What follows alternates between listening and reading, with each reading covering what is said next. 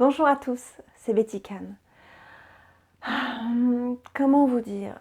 J'avais envie de faire cette vidéo pour garder le contact. On est tous là, confinés. On peut dire que c'est une drôle d'époque, une drôle de période qu'on est en train de traverser et qu'il est important qu'on garde du lien. Alors c'est intéressant de se retrouver obligé d'être dans un moment d'introspection entre nous, parce que c'est dans nos foyers avec les gens les plus intimes qui partagent notre vie. Mais c'est important aussi de rester connecté avec l'extérieur. Je vois, là, je reçois des coups de fil de gens qui prennent des nouvelles, moi-même qui en prends d'autres. On se soucie un peu plus des autres, de ce qui se passe en dehors de notre petit nombril. Donc c'est vraiment une période qui est intéressante. J'ai envie de dire qui est riche en termes d'apprentissage, un peu une remise au point. Quand on voit la nature qui souffle, parce qu'on lui en faisait voir un peu trop à la nature. On parlait des ressources qui s'épuisaient. Là, on peut voir qu'en l'espace de quelques jours, quelques semaines dans le monde, où l'économie, où la vie humaine se ralentit, se stoppe très nettement, et on voit la nature qui se transforme et retrouve un peu comme si elle pouvait souffler, respirer à nouveau. On en parle dans l'eau du canal de Venise, j'ai vu des belles images des dauphins qui ont regagné la Sardaigne. Non, je trouve que c'est très intéressant, Alors je voulais garder du lien, avec l'extérieur. Vous êtes nombreux sur mes vidéos ou à travers mes ateliers à me faire la remarque comme quoi ma présence, ma voix est apaisante. Donc je me suis dit, autant le partager parce que j'ai pris un coup dur. Ça a été difficile en début de semaine de fermer le cabinet. Ça a été difficile, pourquoi? Parce que le rôle que j'ai pris dans cette incarnation, dans cette vie, c'est de me mettre au service des autres. Et que de fermer le cabinet, c'était un peu comme si, qu'est-ce que je vais faire? Et non, on peut continuer de partager. On peut continuer de partager, continuer d'échanger, partager à travers les vidéos, à travers des messages, à travers des emails, à travers des appels. Le cabinet est ouvert, mais non, en fait, il n'est pas ouvert, excusez-moi, est fermé, mais non, il n'est pas totalement fermé parce que je continue de travailler à distance. À distance, par exemple, je continue de travailler sur les gens que je suis qui ont des cancers, mais au-delà du côté pathologique, je peux travailler avec le magnétisme à distance. Il est possible d'avoir des consultations individuelles par téléphone ou par visio, de manière à continuer de vous accompagner. Parce que c'est pas rien ce qu'on traverse, c'est pas rien, et qu'il va falloir relativiser. C'est ce qu'il m'a fallu faire en début de semaine. Je pense que comme tous les Français, comme tous les gens dans le monde, parce qu'on n'est pas le seul pays à traverser ça, il y en a qui ont commencé bien avant nous, puis il y en a qui vont le traverser après nous, ça génère beaucoup d'émotions. Beaucoup d'émotions et pour traverser ça, il va falloir apprendre à relativiser. Donc c'est quelque chose que j'ai eu besoin de faire. Il m'a fallu là à peu près 2 jours pour relativiser. Mais ça fait partie aussi de mon métier. Au cabinet, j'ai pour habitude d'accompagner les gens à relativiser leur vie et leurs soucis de tous les jours, que ce soit des petits tracas, des gros traumatismes ou des grosses pathologies qu'ils traversent, d'essayer d'aller mettre de la lumière, mettre de l'optimisme dans ce qui va être obscur, et c'est une période obscure qu'on est en train de traverser. Mais n'oubliez pas, c'est dans la lumière née de l'obscurité. Donc il va y avoir quelque chose de chouette qui va sortir de tout ça. Donc je tenais à dire à travers cette vidéo que le cabinet reste ouvert, que je reste disponible. Et je vais continuer à l'être à travers des consultations téléphonique et visio, et à travers des vidéos. Je prévois du coup de me mettre un petit peu plus en action sur YouTube, parce que ça fait un moment que je ne faisais plus beaucoup de vidéos, parce que j'étais très prise par mon activité, très prise par ma vie personnelle, parce que je ne suis pas une youtubeuse, c'est pas mon métier. Mais du coup, là, je vais avoir du temps et je vais pouvoir mettre en place certains projets que j'ai mis en stand-by depuis déjà un moment, à savoir la création de mes ateliers, de mes conférences, de mes formations sous forme de vidéos, et de rester connectée un petit peu plus sur YouTube pour continuer à faire, continuer ce rôle que j'ai dans cette vie, dans cette incarnation, à savoir d'apporter, de partager, d'accompagner, d'initier, et je vais continuer à le faire sur certaines vidéos. Donc j'ai prévu notamment de mettre en ligne chaque semaine une vidéo, une relaxation, une méditation guidée. J'anime un cours de relaxation et de méditation chaque semaine sur une commune. Du coup, pareil, en stand-by. Et ben non, je vais continuer à travers YouTube. Et puis j'ai des petites idées de vidéos à vous partager, notamment une qui va être bientôt mise en ligne, qui va être comment augmenter son taux vibratoire. Je ne suis pas médecin. Le système immunitaire, c'est le métier de certains, travailler dessus. Mais le taux vibratoire, c'est étroitement lié au système immunitaire. Donc, je vais vous partager mes petites astuces, des outils qu'on peut utiliser de chez soi pour travailler ça. J'ai pensé notamment à la lithothérapie pour travailler sur les peurs et les angoisses, au magnétisme à distance, vous expliquer un petit peu plus ce que c'est. Donc voilà, il y a encore plein de choses à faire. Et je voulais également partager l'expérience que j'en ai fait là dernièrement de ces événements. Parce que c'est important de le prendre au sérieux. Donc je vais partager mon expérience, c'est ce que j'ai l'habitude de faire en général. J'ai pas trop pris au sérieux ces histoires de coronavirus. Je me suis isolée des chaînes d'information depuis déjà plusieurs années, parce que je trouve ça anxiogène. On nous dit ce qu'on a envie de nous dire, on rentre dans le jeu de l'angoisse, des mensonges, et moi ça fait bien longtemps que je me suis éloignée et que je regarde juste d'un œil extérieur, voilà, les infos rapidement à travers le journal sur internet.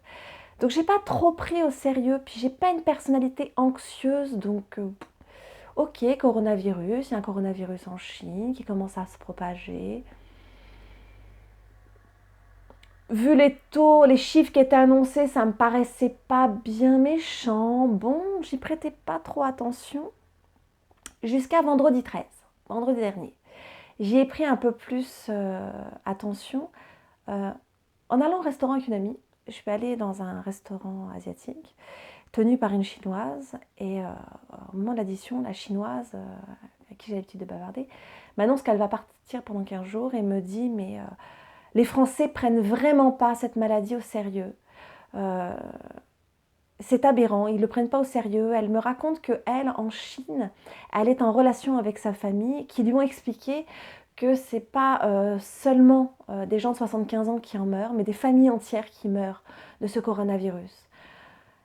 Et là, je me le suis pris en pleine figure. Je me suis dit, en fait, on minimise les choses, mais c'est du réel. Un voisin m'a fait la remarque en me disant les Chinois n'ont pas pour habitude d'être dans l'humain, ils pensent plus à l'économie, ils pensent plus à l'argent. Alors, pour qu'ils aient fermé leurs usines, pour qu'ils aient mis leur économie en stand-by, c'est que c'est du sérieux. Et j'en ai pris conscience que vendredi, j'ai passé mon week-end moi aussi à aller me promener. J'ai fêté les élections municipales de ma commune. Ok, on ne s'est pas fait de bisous, mais on était tous ensemble. Je ne l'ai pas pris au sérieux.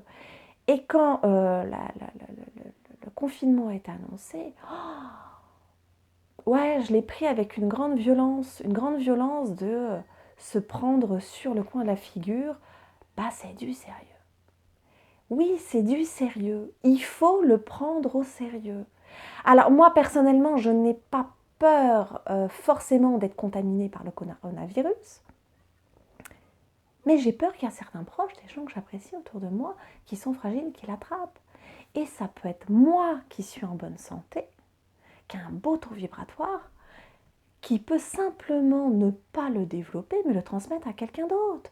C'est prendre ses responsabilités que de rester confiné et de respecter la juste distance nécessaire avec les gens qu'on rencontre. De minimiser ses déplacements. Par exemple, il a fallu que j'aille à la pharmacie, j'en ai profité pour promener mon chien et de passer à la boulangerie. Voilà, de minimiser ses déplacements. Alors, il est vrai qu'il est plus facile de vivre le confinement en ayant un jardin qu'en étant dans un studio en plein milieu de la ville. On a besoin peut-être de s'aérer, mais il faut minimiser et le prendre au sérieux. Je vois trop de gens là sur Internet, sur Facebook, qui ne prennent pas les choses au sérieux. Ou alors qui se mettent dans la colère. Dans la colère que l'État est trop minimisé, dans la colère de ceci, dans l'idée que ce soit du complot, peu importe, peu importe. La colère, bien souvent, c'est l'impuissance. On exprime de la colère quand on se sent impuissant. Mais la colère, ça n'apporte rien. La peur, ça n'apporte rien non plus. Plus vous aurez peur, plus vous allez paniquer, plus ça va jouer sur votre système immunitaire, sur votre taux vibratoire. C'est des coups à s'attirer la maladie plus qu'autre chose. Donc ça sert à rien. Ça sert à rien, là, il faut encaisser, il faut accepter ce qui est. Et il va falloir faire preuve de patience.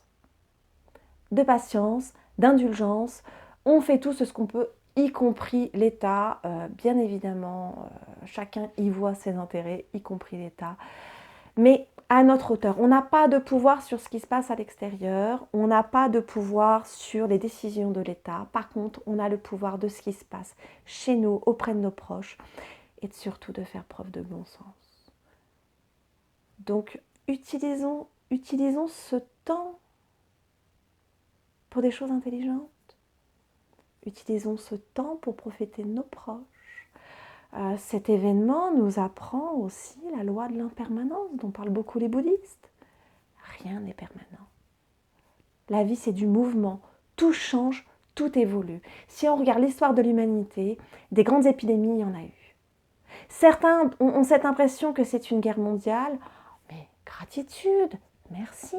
Si ça, c'est une guerre mondiale, une guerre bactériologique, comme certains disent, voilà, c'est plutôt viral, eh bien, merci.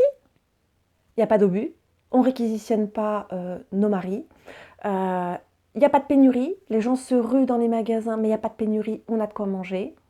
Le taux de mortalité de ce virus, oui, qui est très contagieux, mais le taux de mortalité n'est pas non plus extrêmement important. Enfin, la grippe espagnole a fait plus de dégâts, la peste noire fut une époque, a fait plus de dégâts. Arrêtons d'être en colère, gratitude, remercions et utilisons ce temps pour nous reposer, pour faire des choses qu'on n'avait pas le temps de faire, pour profiter de nos proches. Parce qu'il y a des familles qui ne sont pas aussi chanceux que nous. Le temps pour revoir ses priorités, là on revoit notre manière de consommer, pour voir à quel point ça fait du bien à la planète et de se rendre compte qu'en si peu de temps, on a pu accorder à la nature une telle bouffée d'oxygène. Elle va peut-être pouvoir, elle aussi, se reposer, se régénérer. Le printemps arrive. Donc faisons de ce moment difficile un bon moment le mieux possible. Arrêtez de râler, arrêtez d'avoir peur, arrêtez de vous énerver. La colère, l'énervement ne créent que de l'agressivité. Oh, on m'a parlé, moi je me suis épargnée, j'ai pas été faire les courses. J'ai pas fait de réserve, mais j'ai fait en sorte que mes placards restent bien pleins. J'ai quand même été un peu prévoyante, même si je voulais pas voir les choses arriver.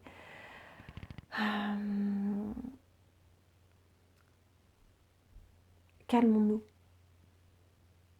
Calmons-nous.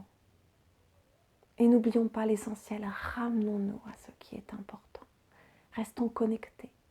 Je reste disponible, je reste connectée. J'ai réalisé hier, je me suis souvenue surtout d'un rêve que j'ai fait il y a 3 ans. J'ai commencé à être physiquement malade il y a 3 ans. Et il m'est arrivé une drôle d'expérience. Une drôle d'expérience, je voyais beaucoup, je me sentais un peu abandonnée par la vie, parce que j'étais pas bien du tout physiquement, je traversais une période difficile.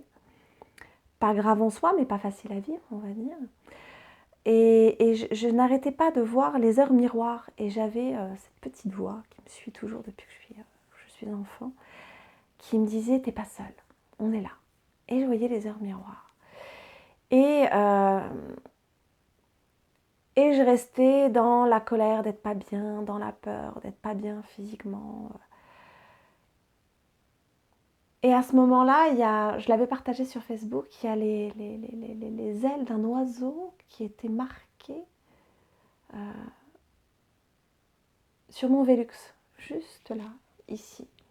Visiblement, un pigeon avait dû s'éclater la figure sur mon Velux, mais à ce moment-là, il se passait beaucoup de choses et c'était un peu, moi j'ai vu un peu comme un signe, un clin d'œil de la vie qui pour moi, me parlait beaucoup. Et j'ai fait un rêve à ce moment-là que j'ai pas su interpréter, que j'ai pas trop compris. J'ai rêvé que je regardais le ciel par une nuit très claire et qu'il y avait comme une fusée, un vaisseau, une fusée, quelque chose qui n'avait pas l'air du tout extraterrestre, à travers les nuages, mais qui était très près de nous. Et il y avait des choses qui tombaient du ciel, plein de choses qui tombaient du ciel. Ça ressemblait un peu à des petits ressorts. Et on était tous émerveillés de voir ces choses-là tomber du ciel. Et d'un seul coup, j'ai pris conscience que ce truc-là nous empoisonnait, qu'il fallait surtout pas le toucher. Et comme une pluie acide qui tombait.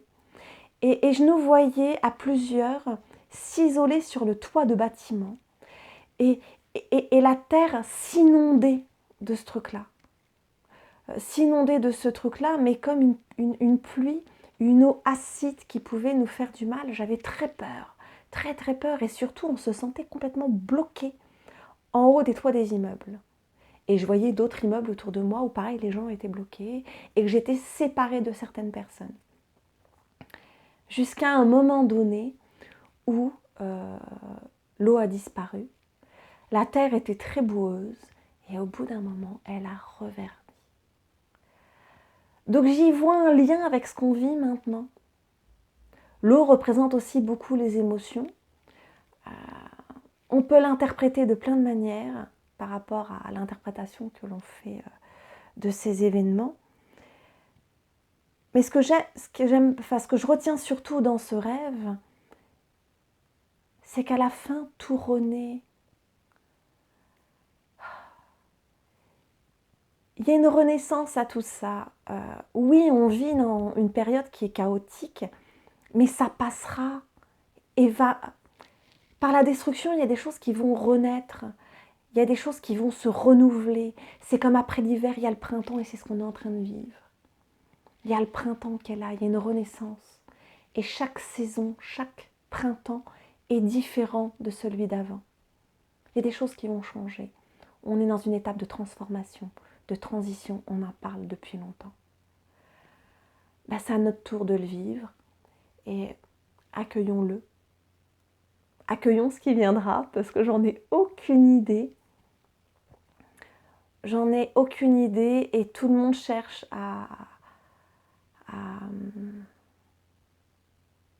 y mettre ses propres croyances, mais on verra. Mais une chose qui est sûre, c'est qu'après la tempête vient toujours la paix. Alors soyons patients. Bon, je suis partie un peu loin dans cette vidéo. J'ai parlé avec le cœur. Écoutez, à vous de voir ce que vous en ferez. Hein, je suis de tout cœur avec vous. On est tous ensemble. Personne n'est seul. Et en même temps, c'est un moment pour se retrouver. Je vous embrasse. Je vous envoie beaucoup de lumière. Je vous envoie beaucoup de douceur. Et puis bon courage à tous. Au revoir.